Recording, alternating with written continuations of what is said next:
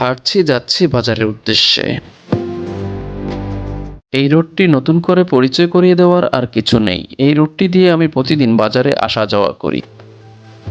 বাজারে যেতে দেখতে পেলাম ছোট ছোট বাচ্চারা বিলের মাঝে খেলাধুলা করতেছে। এদের খেলাধুলা দেখে আমারও ছোটবেলা মনে পড়ে গেল। আজকের বাজার সদায় যা যা কিনলাম: আলু, মুরগি, ডিম, পেঁয়াজ, কাঁচামরিচ, কালিজিরা। বাজারে আলু কিনতে যে তাজ্জব হয়ে গেলাম। নতুন আলু প্রতি কেজি ১২০ টাকা, পুরাতন আলু প্রতি কেজি ৭০ টাকা। গরিব দুঃখী মানুষগুলো যা একটু আলুর ভর্তা করে খেত, তাও বুঝি তাদের কপাল পুড়ল। এটি হচ্ছে সে জাতীয় বিল, যে বিলের মাঝখান দিয়ে রয়েছে সুন্দর একটি রাস্তা, আর এই রাস্তা দিয়ে আমি এখন বাসার দিকে হেঁটে যাচ্ছি। মুরগি নিয়ে আসলাম, মুরগি কাটাকাটির প্রসেসিং শেষ। কিছুক্ষণের মধ্যে এই মুরগিগুলো ম্যারিনেট করে ফ্রাই করা হবে। কিছুক্ষণের মধ্যে পেঁয়াজ, রসুন, আদাগুলো পেস্ট করা হবে। আদা, রসুন, পেঁয়াজ পেস্ট করার পর এর সাথে আরো কিছু মশলা অ্যাড করে মুরগির গোশগুলো ম্যারিনেট করে নেওয়া হয়েছে। গোশের মধ্যে মশলা পচানোর জন্য কিছু সময়ের জন্য মাখিয়ে রেখে দেওয়া হলো।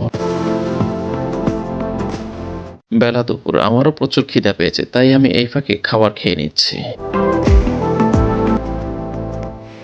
ও, আপনাদের তো বলা হয়নি, বেশ কিছুদিন ধরে আমার চোখ ব্যথা করতেছিল, তাই আপনার ভাবি বলতেছে যে আমার হয়তো চোখ উঠেছে, তাই আমিও সেফ থাকার জন্য চশমা পরে নিয়েছি।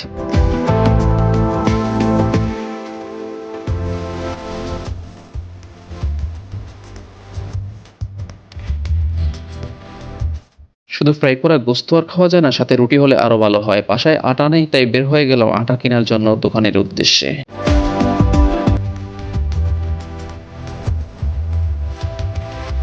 বাসায় আটা কিনে নিয়ে আসলাম। কিছুক্ষণের মধ্যে শুরু হয়ে যাবে রুটি বানানোর প্রসেসিং। কিচেন রুমে আসলাম, তেলের কড়াইতে তেল ঢালা শুরু করলাম। কিছুক্ষণের মধ্যেই শুরু করব মুরগি ফ্রাই করা। তেল ঢালা শেষ, এবার চুলা জ্বালিয়ে গরম করা হচ্ছে তেল। তেল গরম হওয়ার অপেক্ষায়। কিছুক্ষণের মধ্যেই গোশগুলো ছেড়ে দেওয়া হবে তেলের মধ্যে। গরম তেলে গোশগুলো ছাড়ার আগে ভালোভাবে মাখিয়ে নেওয়া হচ্ছে।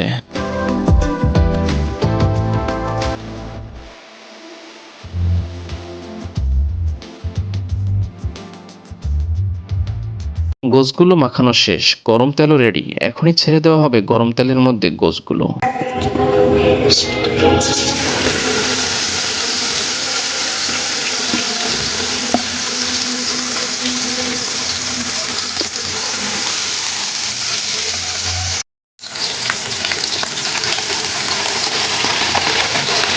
মাঝখানে একটা দাও।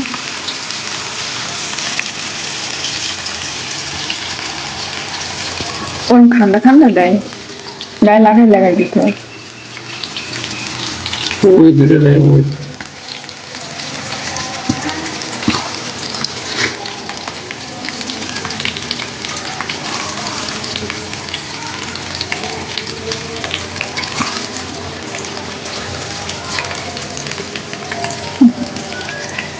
টেস্টিং।